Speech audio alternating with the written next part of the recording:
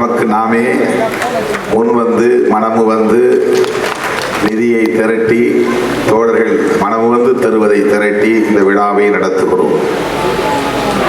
முதலாக 2007 நாம் நடத்திய நிகழ்ச்சி கோயம்பேட்டிலே ஒரு பொதுக்கூட்டமாக நடைபெற்றது. இன்றைக்கு காமராஜர் அரங்கத்தில் டிஜிட்டல் விழா என்கிற அளவுக்கு இது விரிவடைந்திருக்கிறது. லட்சக்கணக்கிலே இதற்கு செலவாகிறது.